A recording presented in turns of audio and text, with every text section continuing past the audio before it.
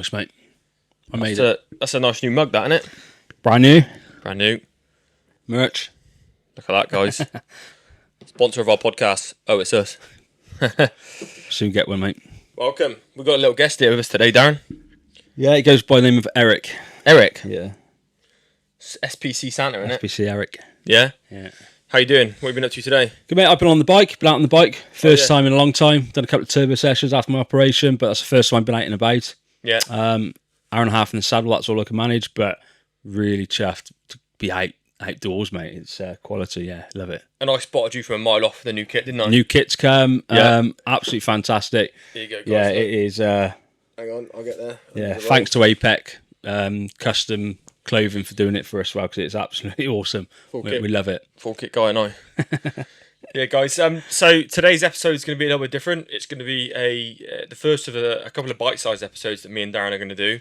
We've got a few updates about SPC, and then we're going to go on to some off-season training conversations, how it differs to on-season training, and then a bit about the training I'm doing at the minute, because mine isn't off-season. So, yeah, welcome to this first bite-sized episode. Darren's going to kick us off with a little update on the club that's been launched recently. So, do you want to get stuck into that, mate? Yeah, so like SPC as a whole is going really well at the moment. We've doubled our coaching capacity. So we brought on a new triathlon coach, a new strength and conditioning coach as well. So yeah, we've doubled in size in a matter of months, which is excellent. So that's really good. Like I said, the kit's just come out, makes us stand out a mile. Yeah, you can say that this morning. Saw me on the bike, and it's a really good kit. Love it.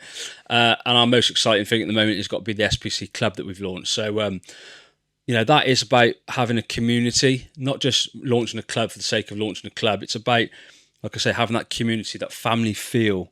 Getting people to be together and talk, and from us, what we're giving out as SPC, well, we're giving out resources, we're giving out webinars, we're going to do training, Zoom calls, all sorts of stuff we're going to do to really enhance what athletes should get.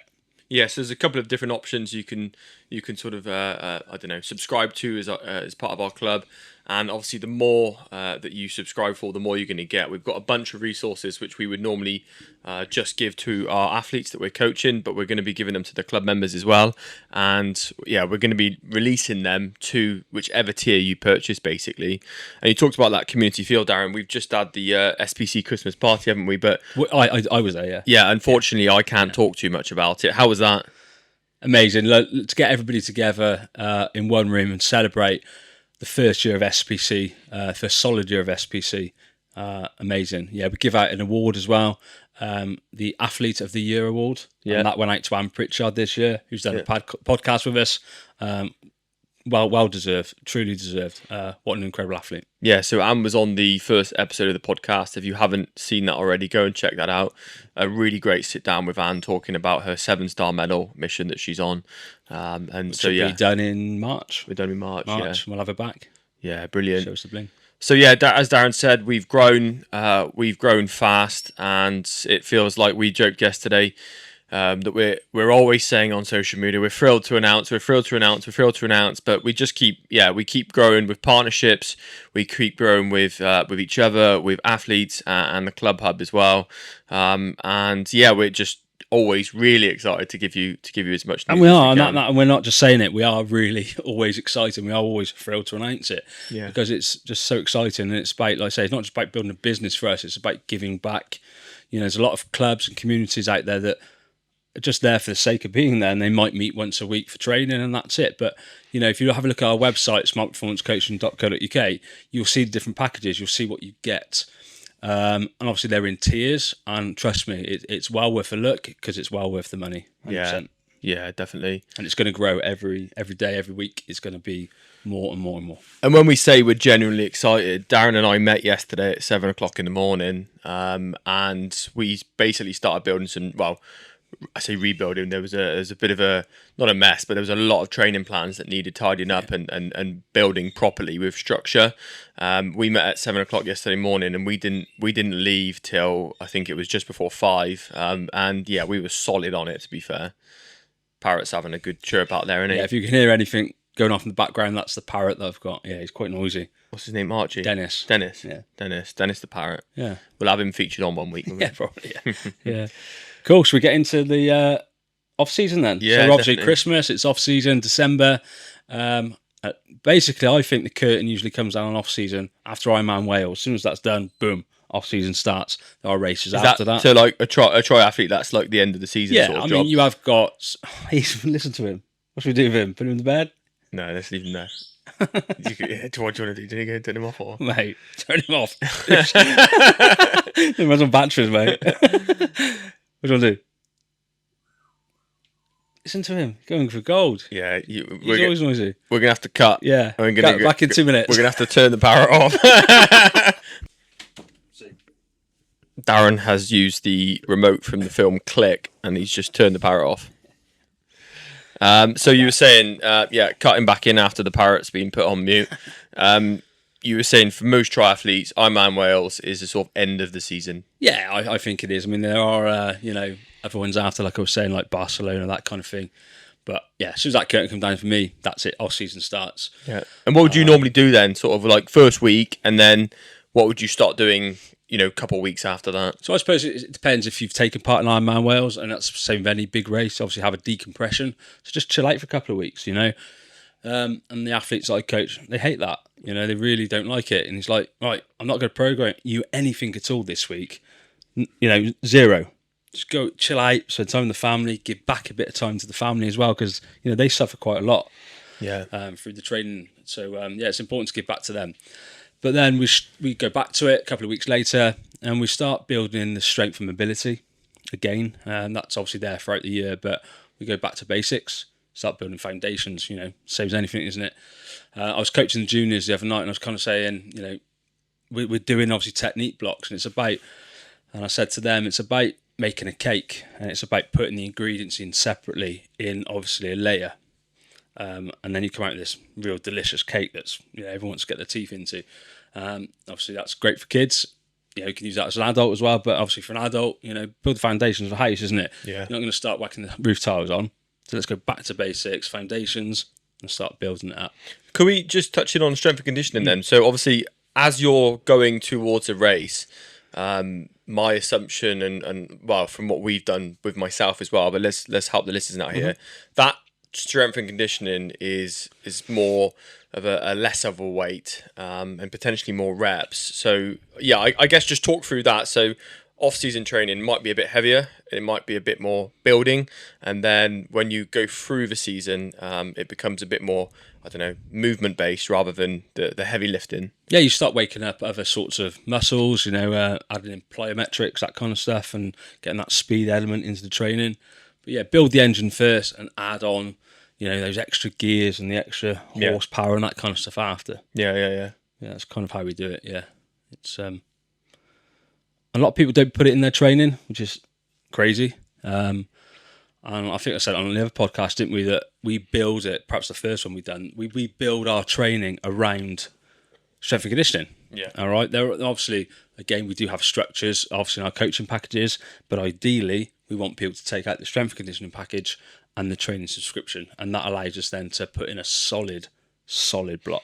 I think it was you said about the earlier podcast. It was Anne. Anne said that the strength and conditioning was the thing that she always avoided, but now she does it. She wouldn't be without it. And albeit that some of the strength and conditioning sessions she does, she's like, "Oh, this is hard work." When it gets hard, she remembers why she does it. Yeah. And it should be the foundation, shouldn't it? It should. And like say in season, we look at it that we have to put in that maintenance period to build robustness. Someone like you doing ultra running, you need to be quite robust. Yeah. If you're not doing those split squats with a bar on your back and that kind of stuff, with weight, you're not going to build that robustness and that. And also it helps injury prevention. Okay, so that's quite important. And obviously as athletes get older, that injury kind of window opens up more. Yeah. So yeah, strength and conditioning is so important in that respect. Yeah. 100%. And then what sort of other, I don't know, exercises are we doing in off season? Is it less intensity? Is it a bit more social? Obviously around Christmas there's always Santa runs, but it doesn't have to be Christmas based. It's a bit more social, I guess. Yeah, keep it social, keep it fun, and that's an element we use all year anyway. But have time with the family, get social. When we get into the Ironman rides, to late on in the kind of the prep period and that kind of stuff, and they're getting quite close to it, we kind of ditch the coffee rides. Yeah, because we go out with the Tri Club or go out with us, then you go out for a 2-hour ride or 3 hours, whatever it might be. You might stop after an hour and a half and have a brew. Well, that's not really good Ironman training. So we kind of take those away from the athletes. They understand why, but then we give that back to them, saying, go out, go and enjoy yourselves. Go and put that social aspect back into, because it's important. To kind of have that in your training and in life. Yeah, absolutely. And then it's a bit of, I guess, just ticking over, keeping, I think one of the things that I know a lot of people worry is going to happen is they're going to lose their fitness. Yeah. And it's not the case, because if you've been doing this, don't get me wrong, if it's like your first season that you've done it, you want to keep the movement going, keep the heart rate ticking and stuff like that. But anyone that's done any sort of exercise for a couple of years, the fitness doesn't just drop overnight. No. Even me, like when I had a week off with my ankle last week, I was like, I'm going to lose fitness after a week. And it's like, no, that's not going to happen. No, and don't get too strung up on the data. Yes, you'll lose data points, guaranteed. You look at training peaks, you look at my training peaks after my operation, 15 weeks, whatever it was, 18 weeks, literally off a cliff. Yeah. So if I believe that, I'll be back at square one. Yeah. It's not right. It's not. I've gone out today. I said the first time I've been out and about, I've done a couple of indoor Swift sessions. But I didn't feel unfit today. I'd blown out my ass, fair enough. But I was still out. I felt good, So you looked blown out your ass when I was in there. No, I was blown out. I just started, mate. Only 5 minutes in. Yeah. But that's the point, isn't it? That just because the data says, and people are telling you, you're going to lose fitness. Yeah, you might lose a little bit, but you're not going to lose a great deal. So, and then we start again. You come back fresh. If you don't have that time off as well, it's a good motivation window as well. So, say to athletes, I'll go and train 52 weeks of the year. There will be some that want to, but there's going to be a lot of them that don't. He's got the new kit out. Yeah, look, I just thought I'd get this out. It's bloody hot in here. It's warmer than my house, I tell you. No, that's 52 weeks a year. You will train 52 weeks a year, but it will be different kind of training, won't it? And we built that into our annual training program of different stages, haven't we? And we work that backwards from the A race, don't we? Yeah. And I guess that's the thing, isn't it? The A race for anyone could be. Their A race could be on Christmas Day, which means that actually they're in peak at the minute. They're not actually in off season. And that's the benefit of coaching, isn't it? Is that the A race is your A race. It's not someone else's A race. And we work the off season around that. And it's about building up different stages throughout. So obviously as the training peaks up, you do a bit less of one thing and a bit more of another thing. And sometimes that's hard, isn't it? Because I know for a fact as well, like I do like to train a bit of upper body. I'm a bloke. I don't mind having, I want to have a decent chest and a decent set of arms. But when I'm in peak running, I'm like, it's not benefiting my running, is it? So you've got to, again, I guess it's a bit like the coffee stops, isn't it? You've got to go, right, no more chest and arms. You don't need that for your running. You obviously train your back muscles, because you need them. But you've got to really focus on the things that matter to the A race that you've got. Absolutely, 100%. Yeah, simple as that. And it's a good time of it should be done all year anyway, but a good time to reset and get some testing in as well. Yeah, that's a good point. The reset and retesting and reassessment. And we do assessments on our athletes every 6 weeks anyway, but that's more to make sure we're training them in the right zones. But to actually do an assessment at the end of the season, well, not the end of the season, a couple of weeks into off season, we can really find out where we're at. Yeah, absolutely. So we've got the FTP test on the bike to do. There are other ones. You can do critical power tests as well, which is a little bit different. Same kind of format. You've got the ramp test as well, which is kind of to failure, which I don't like doing. I hate doing that. You've got the full FTP test, which is an hour long. Nobody likes doing that, hence why they brought out the 20 minutes. Yeah. Because obviously that's doable. And then you've got the run testing. So you obviously got the pace and the heart rate and the decoupling and what's the heart rate doing halfway round, that kind of stuff. And swim testing, obviously, making sure your zone's right. It's all about going forward, and like I said, this is relevant. You said it. This is relevant to all year anyway. But what a time to do it! So making sure that the next block of training is where you're at. Yeah. For that time of year, you're not. When we say zone 2, you're actually not doing it in zone 1 or zone 3. You're in the correct zone, and then you're getting the most benefit back from that training. Yeah, That's what it's about. So, out of the athletes that you've got at the minute, how many of them are in off season, and what sort of training are you giving them? So they're all in off season. Well, Anne probably is. Anne isn't. She's got 15 weeks left. So yeah, we just started kind of the reset phase with Anne to get her into that Tokyo Marathon. But yeah, it's all about kind of just lowering the intensity, lowering the volume. There's no crazy, no hero sessions. There's none of that.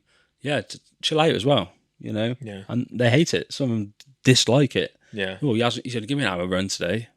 Yeah, that's fine. That's good. Yeah. That's what we need. And then what happens then is the training. Look at the training peaks. Look at the data. Eventually, it's great, and that's what you're looking for. So a little bit of time off. We let the body absorb it. That's why we do recovery weeks as well. We absorb it, and then it peaks tenfold after that. Yeah. I think one of the things that I always remind myself in a recovery week, but also still really struggle to lean into, is that on the off season, but also on a recovery week, the biggest thing that advice I can give to anybody is to ramp up the hours of sleep in that week, because on peak weeks you're going to be potentially doing 2 sessions a week, which means if anyone's, and I think most people are working during the day, it means you've got to do a session before work and a session after work, which means early alarms, and it's really easy to slip into sleep deprivation. I think any triathlete or endurance runner, when you're ramping up that hours, would be, I don't know, they'd be lying to deny that they've not got into sleep depth, and it does. It's probably wrong for me to say it does have to happen if you're going to try and fit it around your life. But it's important when you're not on what I'm sort of really bad at is going, okay, because I'm not doing the exercise, I'll throw everything at someone else. But then you're not having a recovery week. No. And it's important to really wind in that sleep in that week, isn't it? Yeah, and don't underestimate the power of sleep. Yeah. What it does to the body, how it repairs the muscles, how it burns fat, so important. Yeah. Massively. So I think the big picture from that, and the big kind of outtake, is that strength training, it's not seasonal. Yeah, it's the emphasis is. So as you move through the seasons and move through the training phases, the emphasis becomes different. And that's same with testing. It's about precision. It's about getting the zones right, so you're training in the right zones, so you get the most value for your training. Yeah. Simple as that. Yeah, definitely. And so, what season are you in at the minute, Darren? Oh, completely off season. Yeah, I've got no races planned at all, so I'm like, chill out. That's definitely going to be new for you, isn't it? Big time, yeah. I don't know what I'm capable of at the minute. I'm trying to run a little bit here and there, but that's hard. I come back and my foot hurts. It swells up. I couldn't have ran off the bike today, definitely not, because I had a bit of pain in the foot. So I thought, I'm not going to book any races. Tell a lie, I've got one book, which is Cardiff half marathon, because you've got to go in the ballot these days. So I'll probably aim for that, and that might be it. And then, I hope next year might be my supporting year. So I'll just get around and just do a bit of supporting. Yeah. Go see a lot of our athletes race, encourage them. Chuck jelly babies at them, that kind of stuff, and give them some words of encouragement. But it'd be nice to do that as well. So nice to have a year off, really, and kind of concentrate on SPC and our athletes. Yeah, that sounds good. When is Cardiff half? October. Okay, yeah. So is it October? Yeah, September. It's September, October. Like yeah. That, so quite late. Have you done that one before? Yeah. That's when first all started. Yeah. Yeah. All started for me was Cardiff half. Is it got much elevation on that? No, there's a couple of kickers, one at the end, and but it's nothing. That's not crazy. No, it's a lovely. No. It's a PB course. You can get a PB around there quite easily. Yeah, and great support. Yeah. And that's why it's a ballot, mate. That's why it sells out, because it's a fantastic course and fantastic route. The Welsh have got good voices, haven't they? Big time. Married to one, yeah. Yeah. So I mean that is a real bite size of off-season training, and just to remind everybody that off-season training it's so important and critical to allow that time for your body, your nervous system as well to reset, because you put your body through a lot And that's not just through physical exercise, that's work, that's family, and to be able to potentially, as I think you touched on, it is a really nice point, is to lean into the family time a bit more.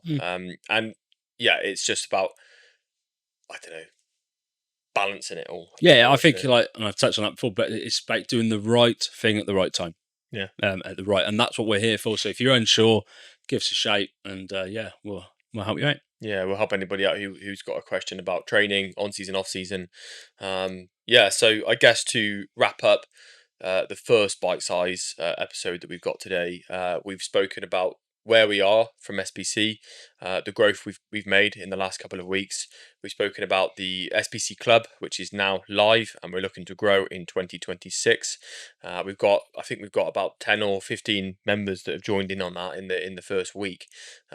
We've got new kit. Let's not forget that, and new mugs. We're coming into Christmas, and we've spoken a bit about off-season training. I think if I missed anything there, Darren? No, don't think so. I'm just going to reiterate it. Do the right training, the right thing at the right time, and it'll pay dividends. Yeah. Guaranteed. Yeah, brilliant. All right, guys, listen, thanks so much for listening.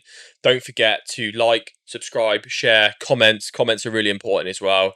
And if you haven't already watched or listened to the other episodes, please do. Our next episode is Richard, which is coming out in the new year. We're really excited for you all to listen to Richard's story. It is very inspiring. Not much more else than that. No, and I'd just like to say a Merry Christmas from myself and from Alex and everyone at Smart Performance Coaching. And this guy.